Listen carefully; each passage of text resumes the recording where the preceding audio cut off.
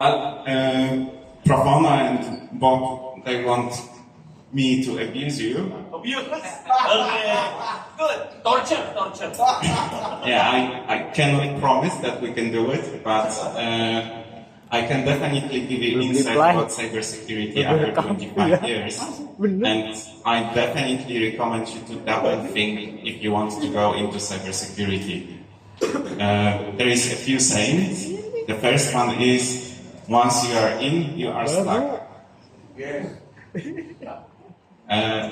So it's very difficult to change the career in the future. Once you are within cybersecurity, that's the only thing which will actually give you some, let's say, money to sustain family, etc. It's very difficult to get out of security. So it is a hell, sort of.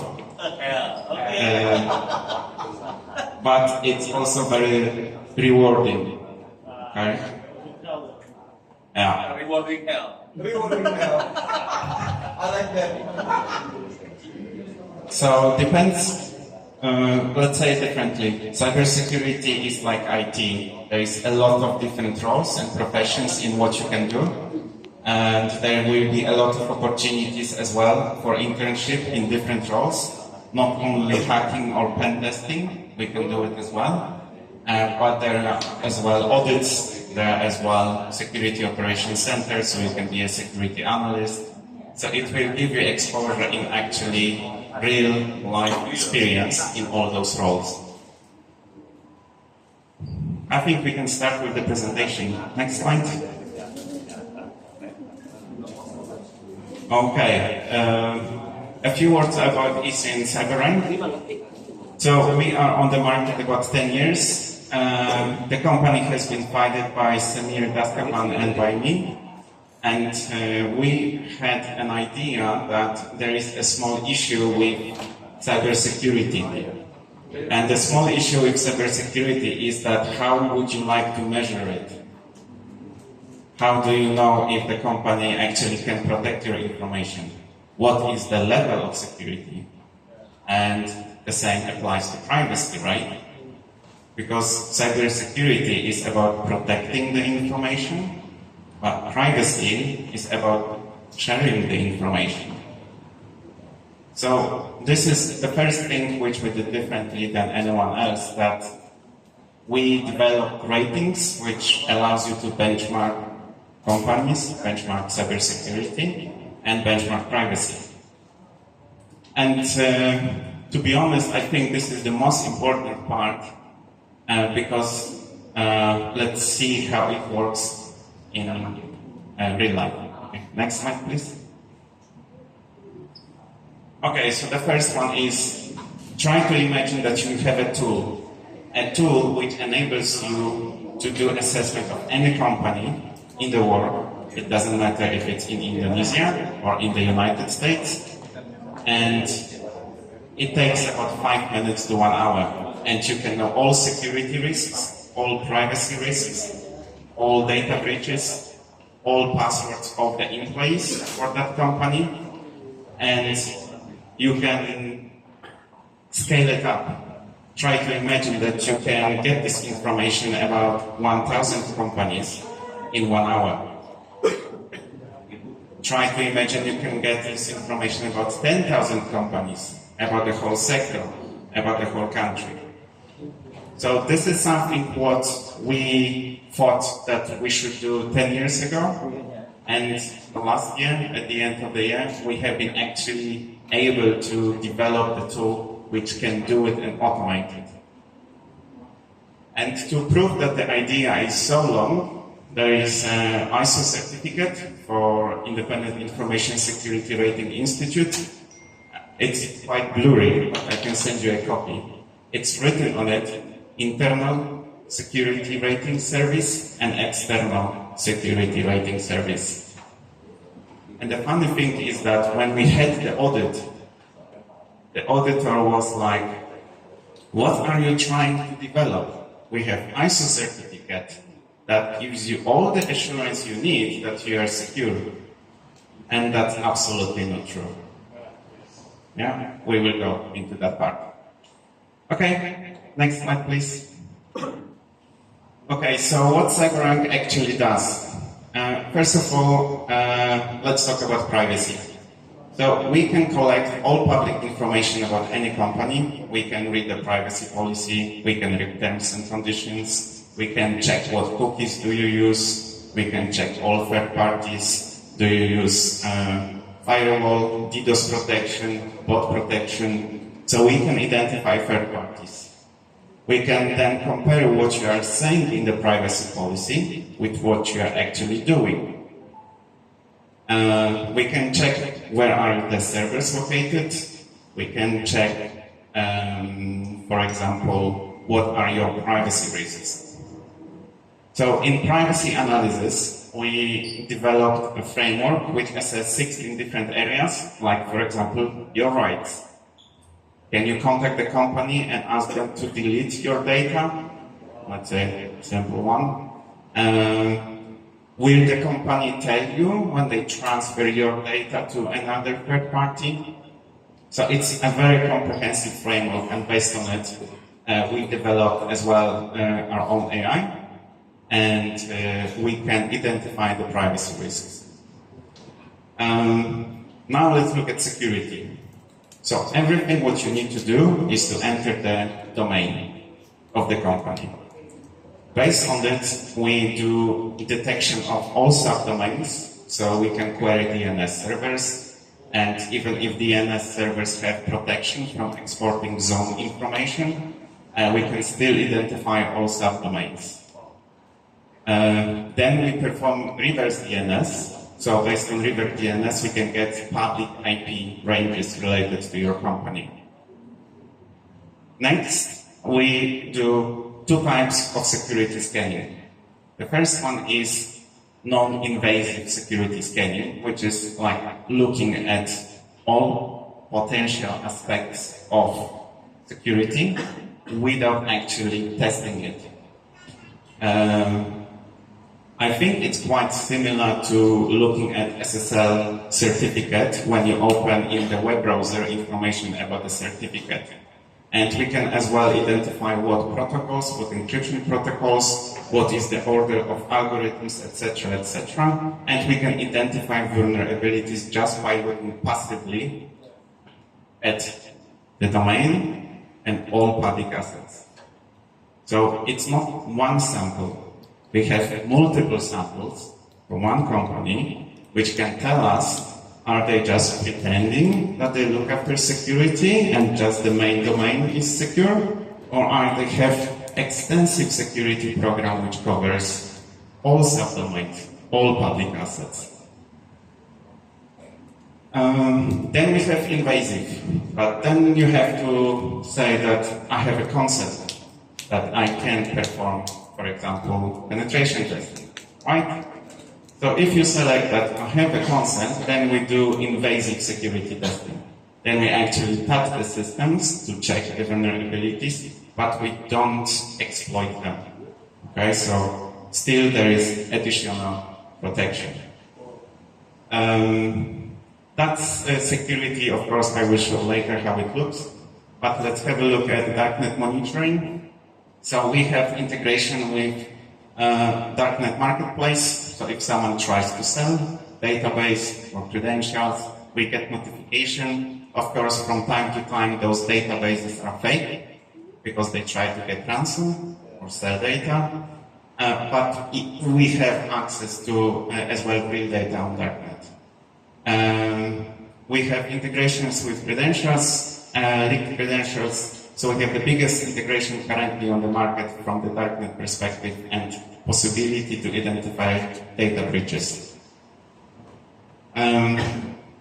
Next one will be regulatory compliance. This is interesting for anyone who would like to work with government or is responsible for legal aspects of the compliance in the company. In Indonesia, we have PDP law, which is, I think, now 2 years old almost, still not enforced, but hopefully next year will be enforced. But if you look at the GDPR, which is very similar to PDP law, it has been established in 2018 in Europe. And currently, Europe is receiving significant income from issuing penalties to US-based companies. And despite of it, the US-based companies still didn't change the practice around privacy, because of course they receive more income than penalties.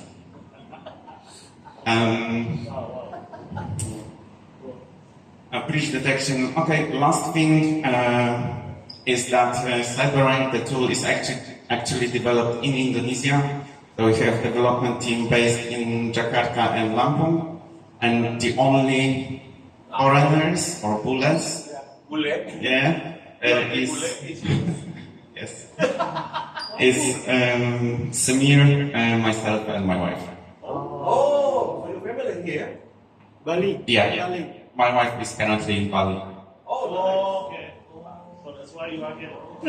so you can speak Indonesian fluently now? That's basic. Okay. You can order. Forgetting that. Okay, next slide. Okay, so this is how it works. It's a good example. So let's say that in August, we estimated Indonesian police as a rating D, which is the lowest one. And Police. yes, Okay. Polri. Okay. Polri, which is the lowest possible rating, and the risk is almost certain. And in September and October, they have been hacked twice. Yes, I know. Yeah. You'll come. The data Yeah. also leak. So we will talk a little bit about accuracy of the ratings, but generally it is quite accurate, about 90 to 95%. 85%. Let's go next. So the new assessment, as discussed, you just enter URL, in this case it's PLN, and it detects, it scrolls the website, it finds for the privacy policy, it finds for terms and conditions, so it does the crawling. Next slide.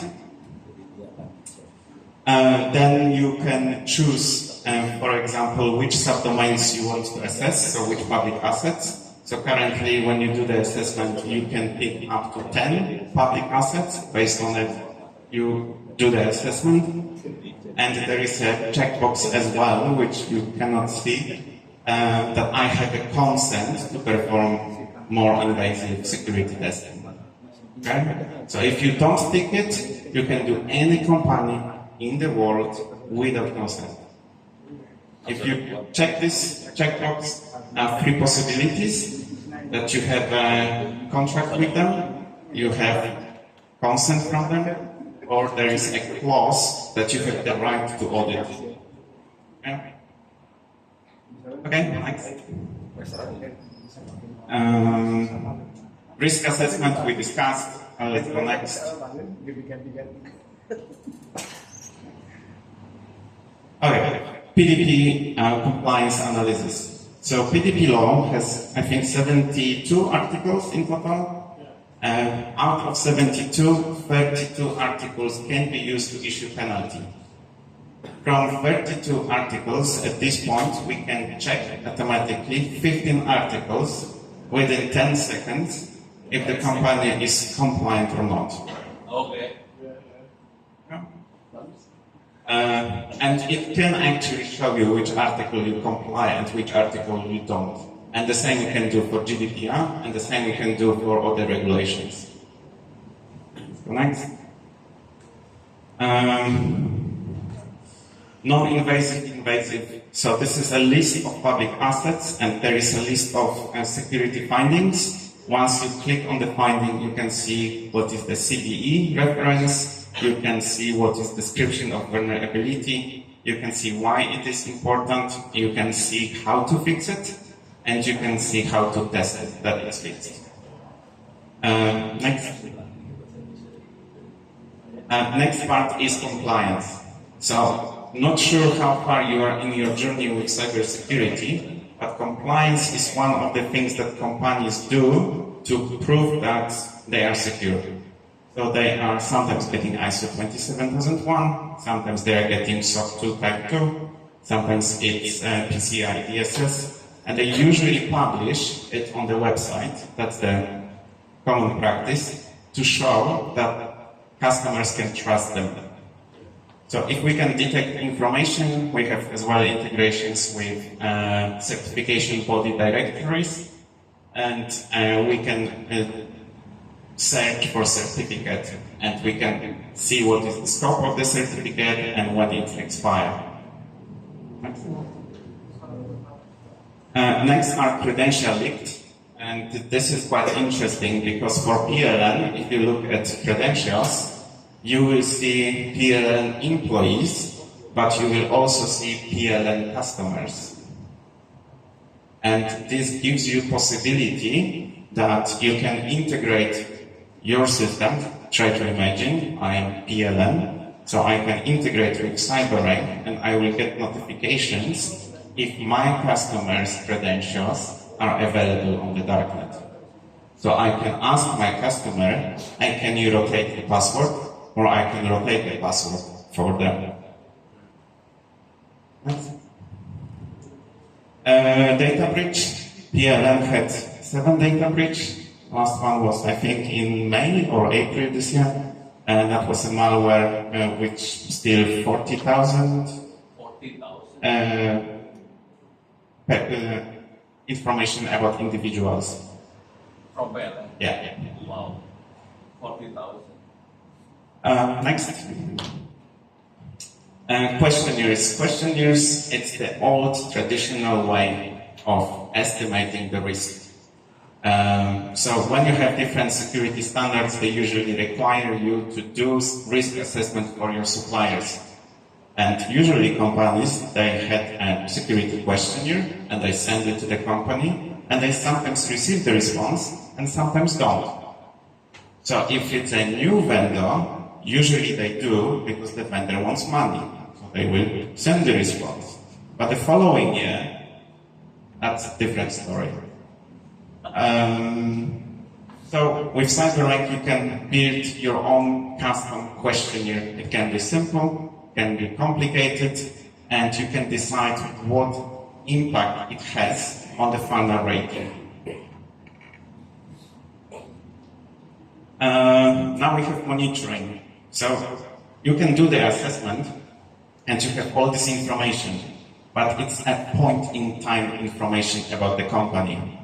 You are not getting information about if they have new vulnerability, if they had a data breach. It's just point in time.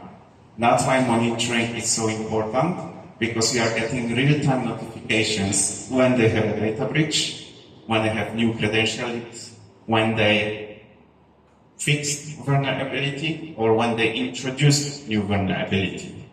So that gives you information about also the changes in the rating and in the risk profile for any company. Individual, that's something what we both always encourage to do. This is for free. You can just log in, enter your email address or multiple email addresses, and that will check for the credentials, and you can actually see your passwords. They are obfuscated, so we add 4 stars, so you cannot actually use it for naughty purposes, but you can still see, and if you see the password, best to rotate. We can estimate the risk for individuals. That's actually a feature requested by one of the banks, that they would like to know what is the risk of their wealthy customers. Next. Baseline. Okay, baseline is very easy. Try to imagine that we have banking sector in Indonesia. That's the discussion with OWP. And they will say that we would like all the banks in Indonesia to be at least BBB. And if they are below BBB, then they will automatically be and get questionnaire to provide more information, and based on the answers, their rating will go up or will go down. So that's the tool to actually monitor the level of cybersecurity and privacy across sectors as well. Next. top rank. So we thought that companies would like to compete. Who is the best? What do you think has happened when we contacted companies in Indonesia and asked, would you like to get an award for cybersecurity or privacy? Of course. Yeah. Yeah, I mean, this is very interesting, right? So when after about 6 months here, so almost a year, so E3 did an assessment for several top BUMN and companies in utilities and banking. So we want to make an award that has the best cybersecurity postures. And guess what they say?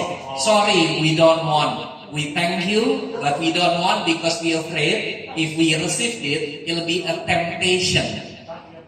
Yeah, temptation to be hacked. You mean that? I mean, this is crazy, right? This is how low that this corporation understanding of cybersecurity, right? And then this is coming from a director of risk management Oh my God. on several companies, either banks, utility company, all of them do not want to receive because they are afraid. Hey, Babo, it will, if we claim we are the safest, hackers will be tempted to attack us, right? I mean, you're a hacker, right? Are you tempted if, let's say, a company like Pertamina is the safest? Are you tempted? Yes. So there is some truth in it, right? So you are tempted, right? Let's say, oh, Pertamina is the safest, the most secure company in Indonesia. Let's say Pertamina, right? So you are, Pak Ono said you are hackers, right? So you are tempted. Hey, this is the most secure. Let's test my skill. So apparently, Michael, there is some truth because he said. So maybe you can elaborate. Well, we have a question. Yeah. So I can see that. So I have a question that I can see that some part of assessment is requiring you to fill the form, right? For the question that can help you to gain the score or lower the score. Is there possibilities for a company to lie about it? You mean to avoid? Yeah, they try to lie to make the scores maybe. Well, a questionnaire is always based on the answers provided by the company, and the companies, they lie. That happens as well. And it's not just, CyberRank questionnaires. It's generally companies, they don't always provide true information. Oh, I see. So there is a possibility, there is still a bias on the side how you can avoid it.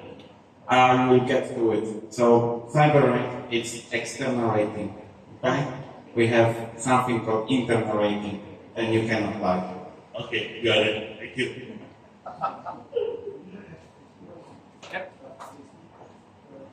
Okay, getting back to the Cybersecurity Awards Indonesia 2025, which didn't work.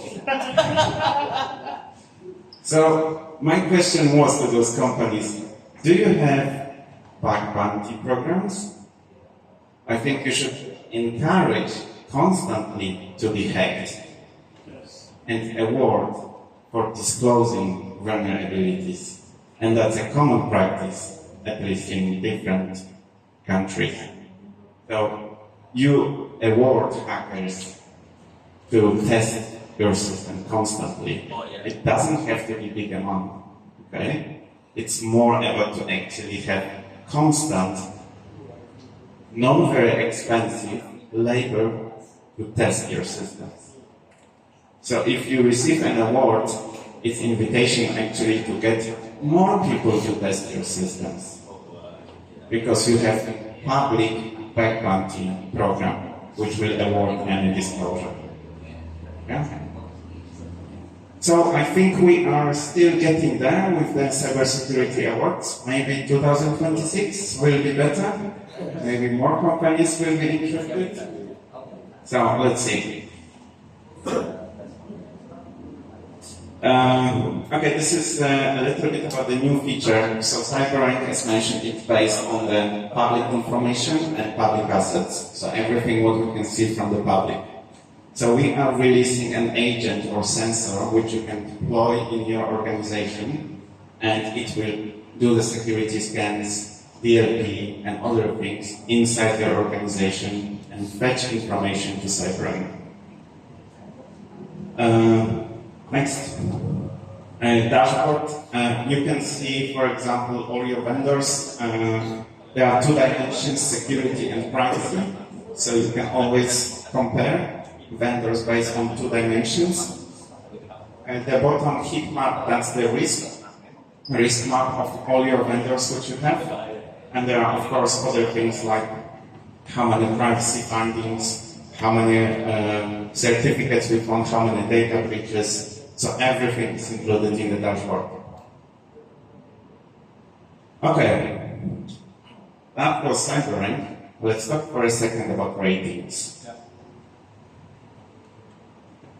If we look at cybersecurity assurance landscape, we have a few standards like ISO 27001, for the privacy ISO 27701, then we have SOC 2 Type 1, then we have SOC 2 Type 2. So if you think that company is ISO certified, what do you think assurance level it gives you that the data is secure in percentage? It's about 30%. 30. Yeah. No. And it varies, depends on the country as well. So I can tell you, for example, that ISO certificates in Europe, it's a little bit harder to get than ISO certificates in Australia. And in Indonesia, we Very easy. get to know it very fast. You can get it from Tokopedia. Okay, so let's have a look at SOC 2 Type 1. I'm not sure if you're familiar with SOC. Okay, so SOC Type 1, it's a design of the controls. It's not testing the controls. It's only what you have designed, eventually very narrow scope, and just point in time. So it is a little bit better than ISO 27001. It gives you about 40%. And then we have SOC 2 Type 2, which is actually audit and testing effectiveness of the controls over the period of time. Okay, this is one of the most popular assurance reports in the United States. So SOC 2 Type 2, it's about 60%. Why? Okay, I will first make the statement. CyberRank, 90%. Why is that? Why? What is the problem with ISO 27001 and with SOC 2? Why? Why, Mario? Why? This rule set the accuracy. Who's correct? Alright, there are two This problems. is robot. This one robot, the other one is human. Michael, is that accuracy or 90% assurance? Assurance that the information given, Assurance. assurance that the information, that the rating, if it says D, it's D. Yeah. Okay? It says A, it's A. So, ISO 27001, first one. You can define scope as you want. Yeah? So, that's, I'm not saying it's true, hypothetical situation. And so, per terminal, how many thousand employees? Probably quite a lot, a very large company, but they will certify, I'm not saying they will, okay, but they will certify 2 business units, 50 people, 5 systems, and they will say we are ISO certified. And it's a true fact. But the scope on the certificate has to be investigated. And a lot of companies limit the scope to lower the cost. Oh. Yeah. Oh, They okay. reduce the time. That's the fun fact. That's the trick. That's the fun fact. Fun fact. Yeah, fun fact. They reduce the time for auditing. Don't say abuse now. There are two dimensions in terms of estimating the ISO cost. One is number of people in scope, and second is number of systems. Yeah. Okay.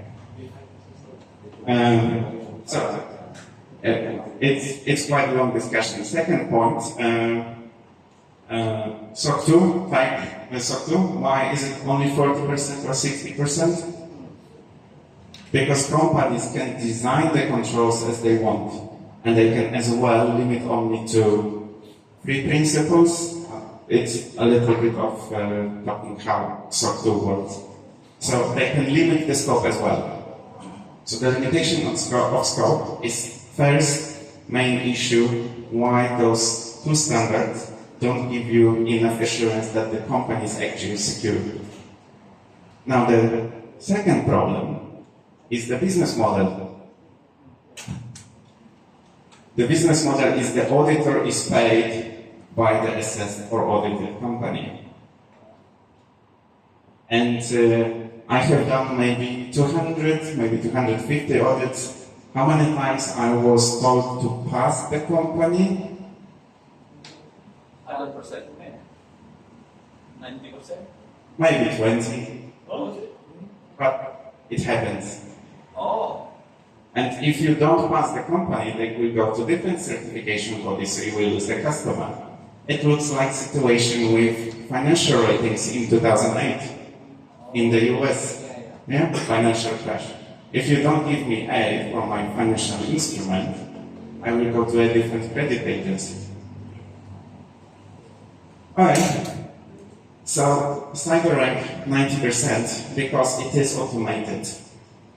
Yeah, the 10% is of course some inaccuracy in AI, collecting of data, what are you going to put in the system is a little bit what you will get, but generally it's fully automated.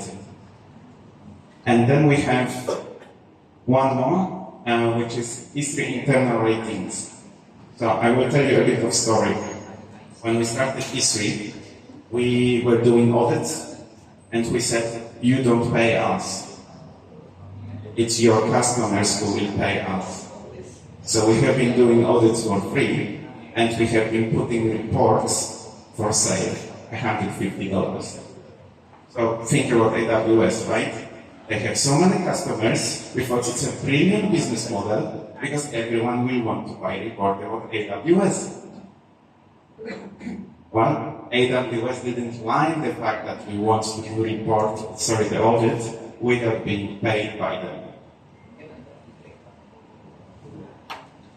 So there is a little bit of ideology, in terms of doing the right thing, etc.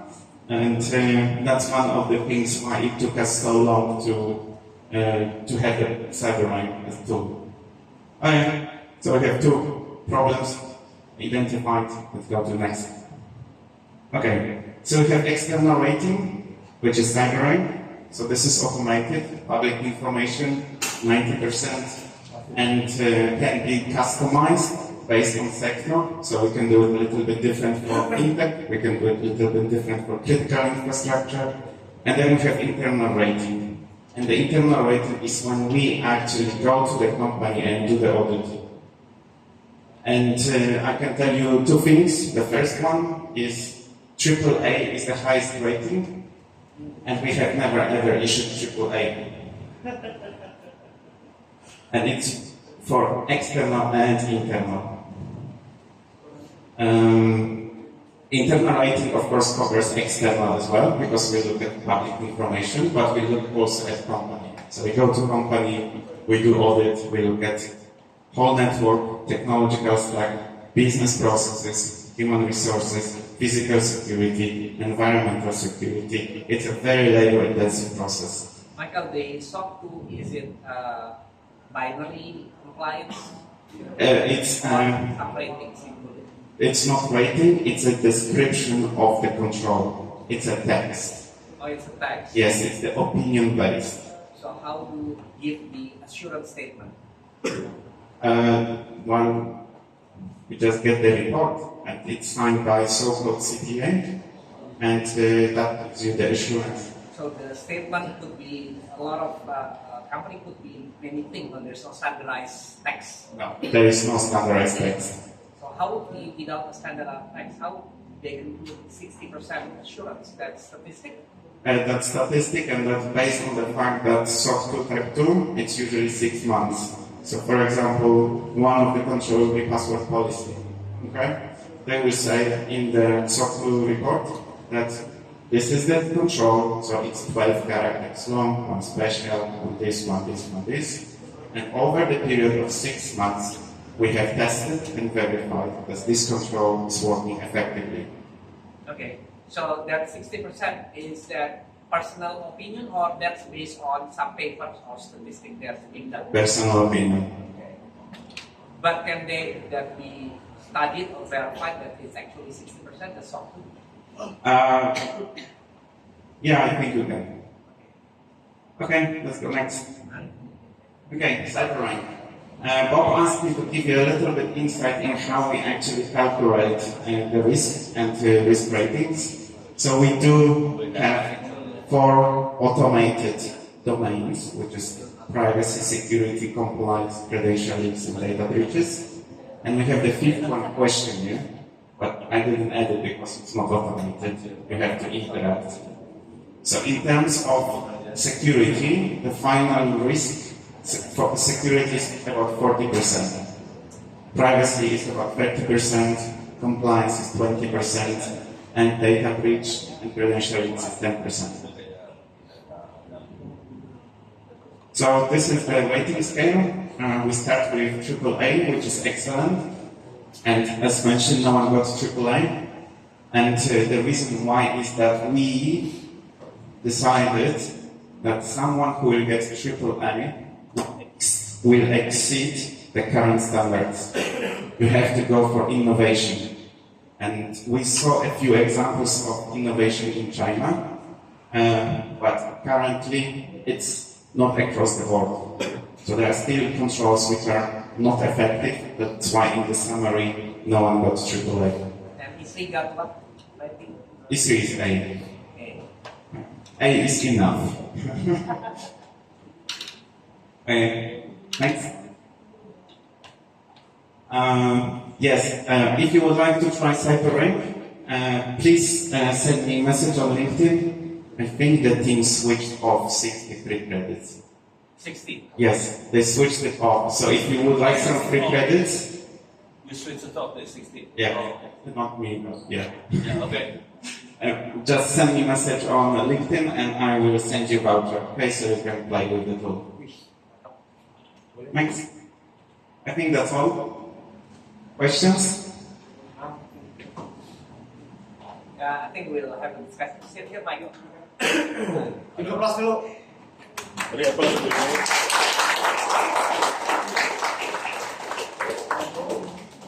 Wow.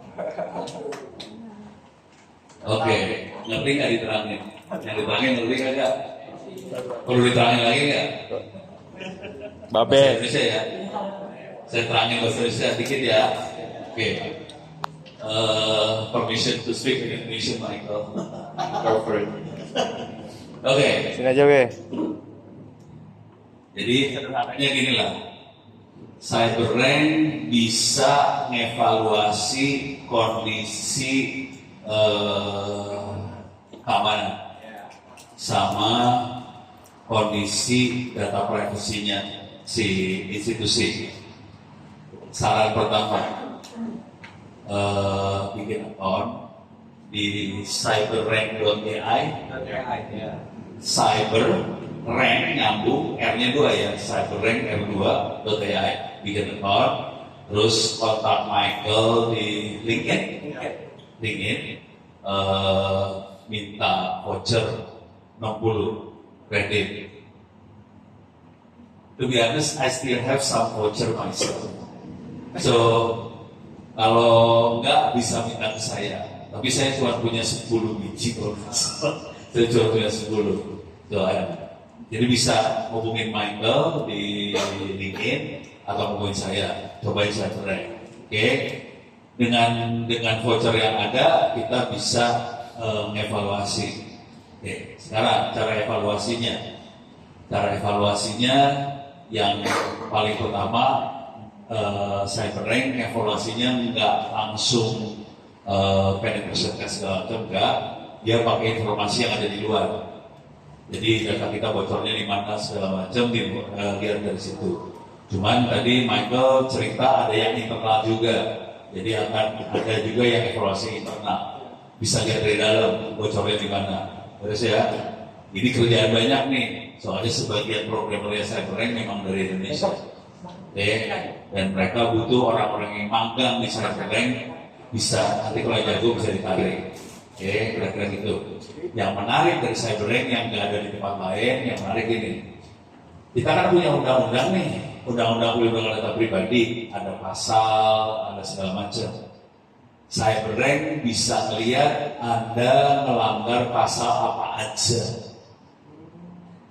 Gitu ya, kelihatan. Tadi PDP berapa? 70 berapa? 73 ya PDP. 73 ya 72, terus CYBERRANK mendeteksi 32. Jadi ada 72 pasal di undang PDP, CYBERRANK bisa deteksi 32 langsung dalam waktu 10 detik. Oke, dijalanin langsung ketahuan Anda melanggar pasal ini. Ini masalah loh sebetulnya, karena kalau sampai melanggar urusannya berapa? 2% dari revenue. 2% dari pendapatan, dendanya. Ya, ada lagi yang 50 miliar tuh ya. Itu kebocoran tidak melaporkan dalam 72 jam. Jadi kalau data bocor tidak melaporkan, belum miliar. Dan data bocornya bisa dideteksi pakai CYBERRANK. Jadi CYBERRANK masuk ke dark web, dia bisa lihat data bocornya juga. Dan ini urusannya denda 50 miliar. Gitu ya. Dan perusahaannya bisa dihentikan operasinya.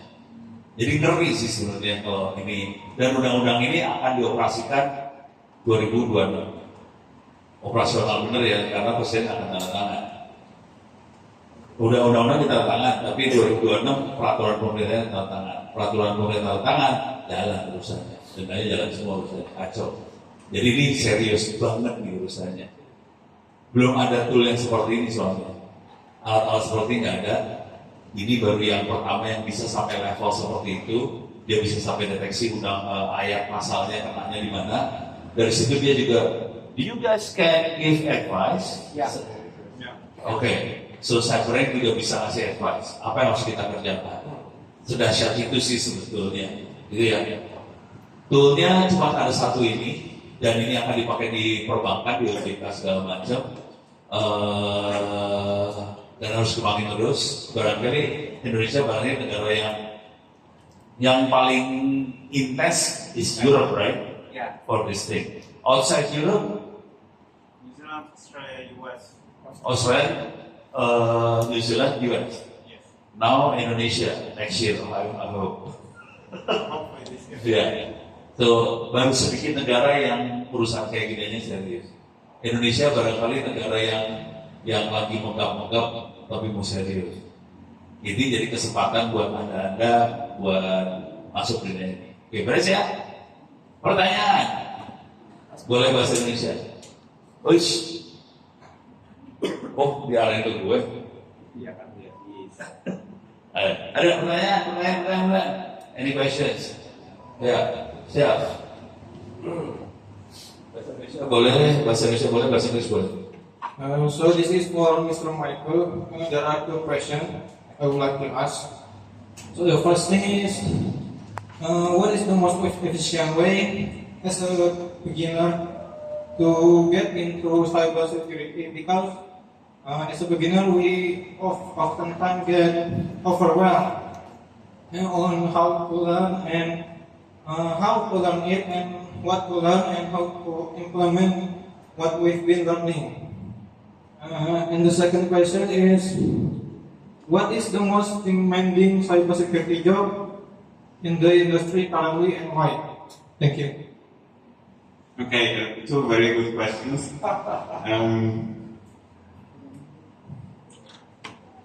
For beginner. Yeah. Okay. So to get into cybersecurity, I can say a little bit from my own experience. And so you have to spend a lot of time in front of computer.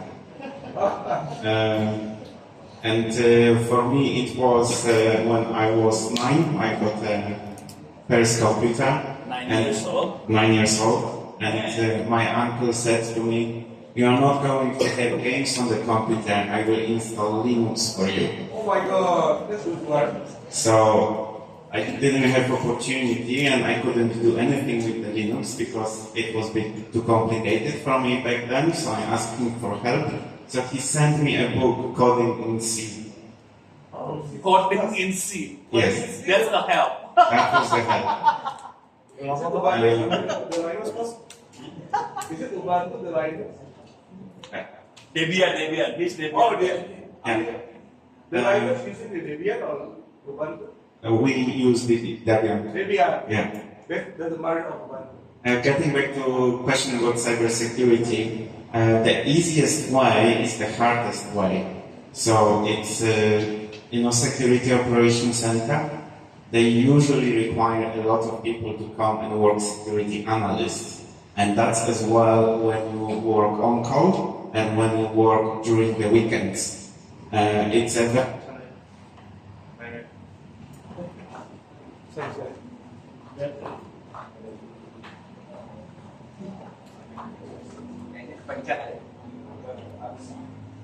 Mati lagi. Mati juga.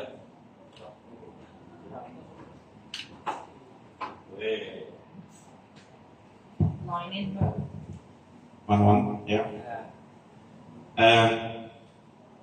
I think that you have to answer a question, what do you like to do the most? Okay, what is the most interesting for you, and then look at security aspect out of it.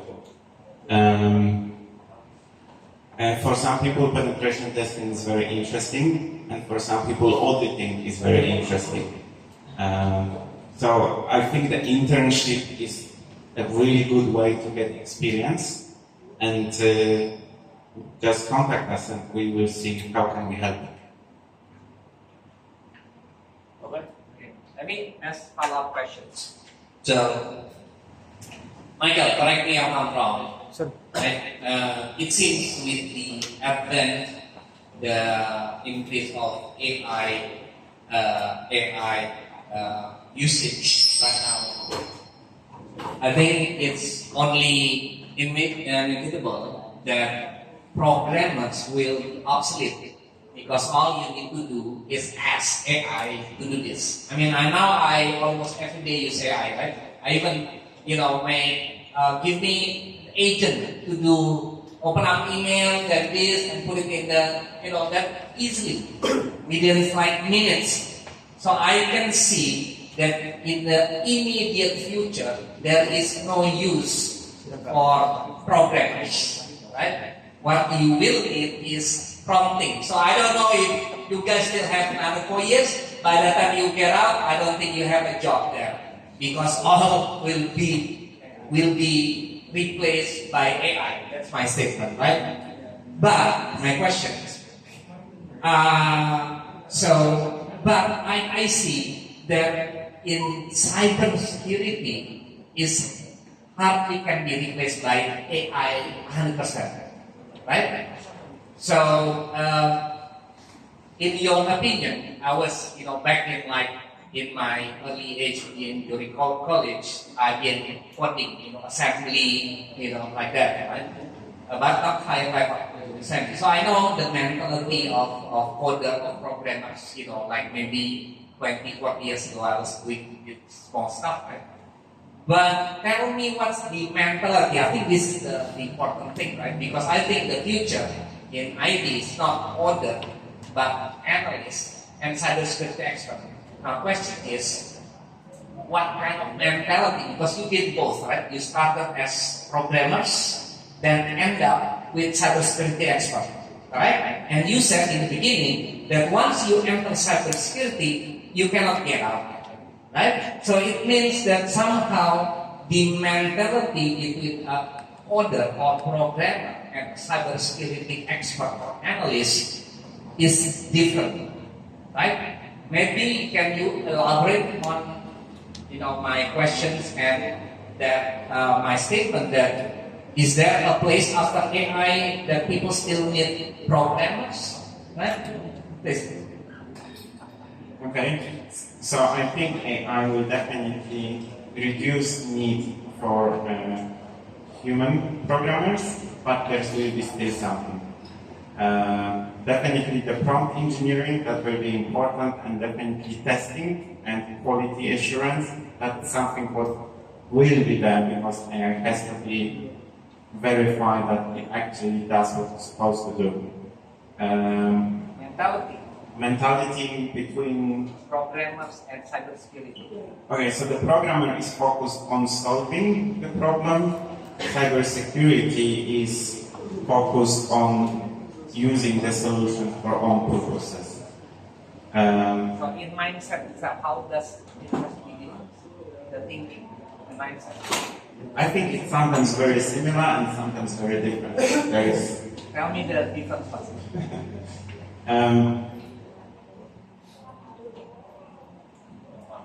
It's a very difficult question because cybersecurity is not just hacking. Okay? So if I look from the hacker perspective, then yes, it's hacker has to think as a software developer as well, but how to use the code to do what they want it to do. Software developer is only thinking how to provide functionality or like the UX UI, how to improve the user experience. Okay.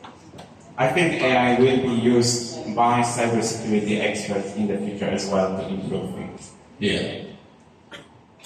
Terima kasih, thank you Michael. Satu dua pertanyaan lagi. Vide? Enggak? Nanya lu kalau gue cekek. Video harus nanya. Nanya. Bro, Yes. video harus nanya. Hah? Video harus nanya. Vide harus nanya lu, kalau enggak tadi dipotong lu mampus.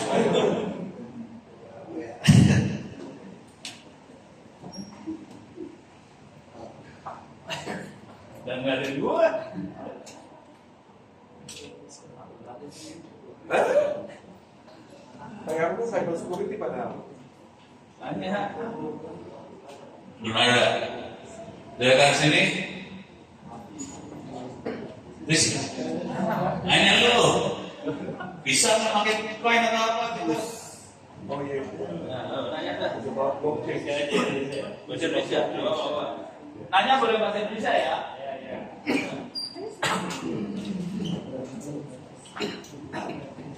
Oke,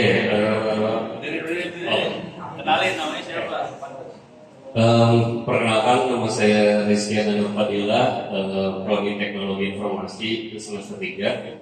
Mungkin saya ingin bertanya ya untuk mengenai di bidang cyber security, karena kebetulan saya explore dunia blockchain.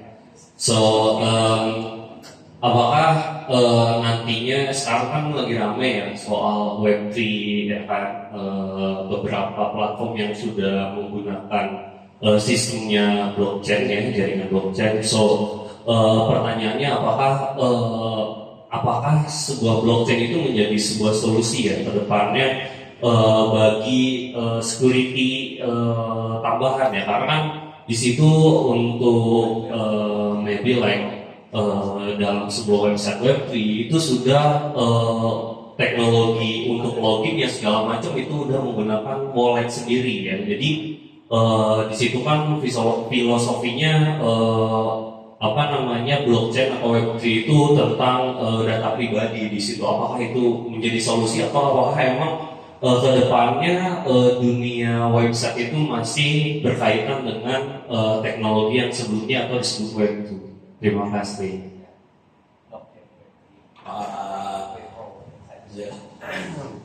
Bapak udah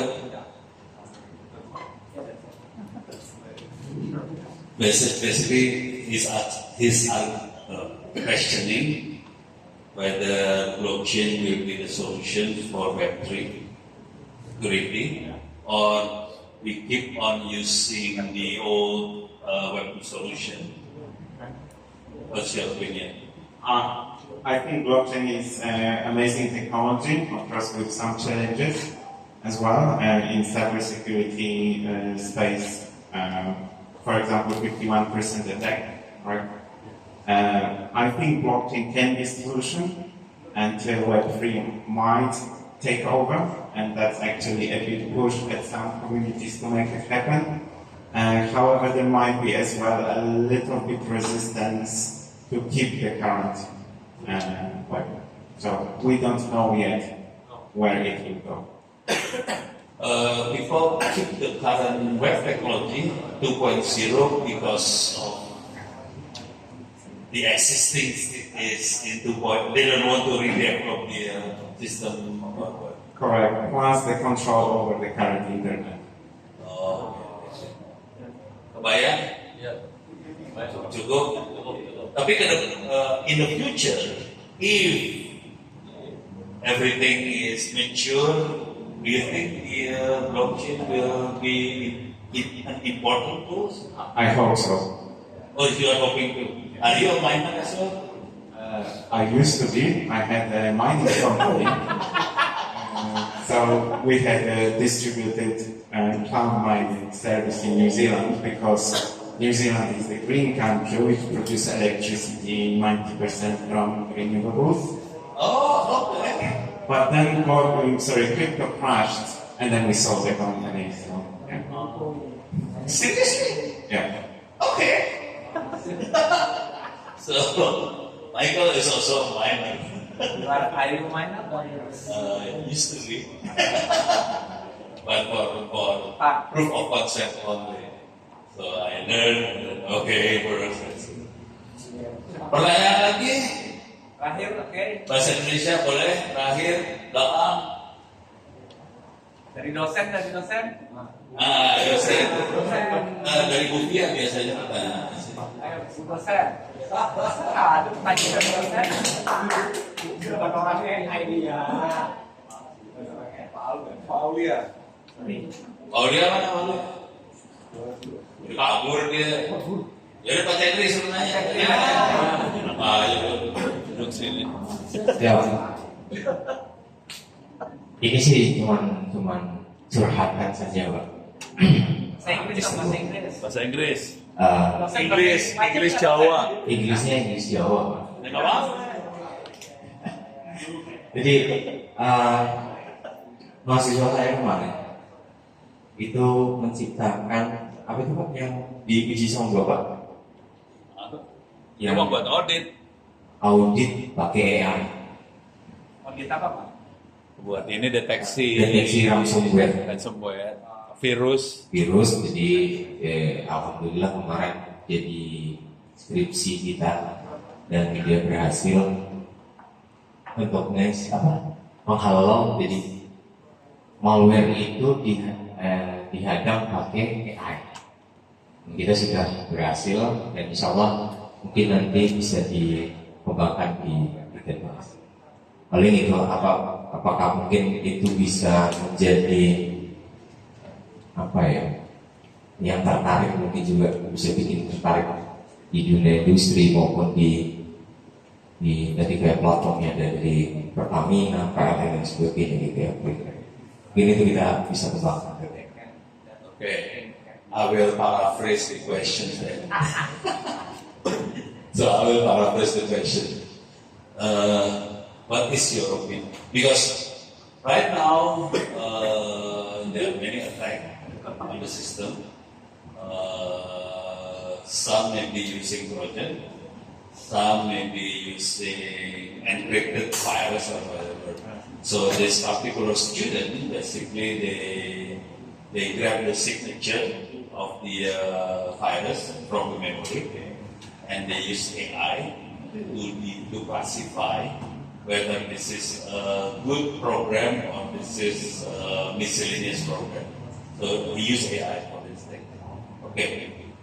The question is how important this kind of research do you think for cybersecurity of this kind? Okay, I just have a follow-up question because you mentioned two things. Is it signature based? No, they grab so they look at the RAM, memory, and then we use this. There are some tools. Those can create the feature of this particular software. Okay. So the AI is basically classifying based on the feature. Okay, so AI is very good in discovering patterns. Yes. Right? So I think there is definitely potential to further develop it. I would add maybe a different angle to, not just by looking in the memory, at the libraries, codes, etc., but at the behavior of the program. So if you are having a program which is trying to encrypt files in a large amount, then of course there is behavior which indicates that it can be ransomware. I think it's a good paper. I actually wrote my master thesis 20 years ago on universal system to discover network anomalies. So creating the network behavior and discovering patterns. There was no AI back then, but if you use AI, I think it's very valuable and can lead to really good outcome. I would definitely encourage to research it further. For analyzing behavior, we need a sandbox, something like that. Yeah, so if you think about Trojan, malware, ransomware, they all have certain behavior to lead to something, right? So if you create a directory or a library of the behaviors, then you can actually detect programs which behavior is similar to one of the programs. Interesting. Yeah? Never thought about that. Iya. Bagus. Ya. Terima kasih. Thank you. Terima kasih banyak. Kita beri aplaus dulu pada Bapak kali ini. Terima kasih. Thank you. Saya kembali saya give back the microphone to Buvia. Terima kasih. Right. Thank you, Mr. Michael Everest, for the truly enlightening presentation about cybersecurity and data privacy writing. We hope the insights will enrich our understanding here at ITTS. Okay, now, ladies and gentlemen, with the conclusion of the guest lecture session, the entire series of the Memorandum of Understanding signing and guest lecture has now come to an end.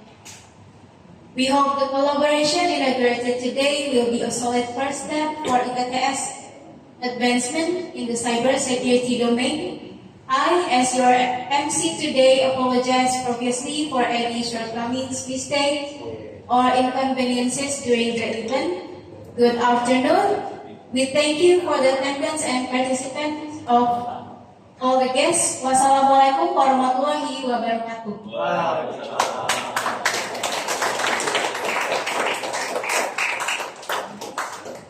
Pak, kita foto bersama. Oke.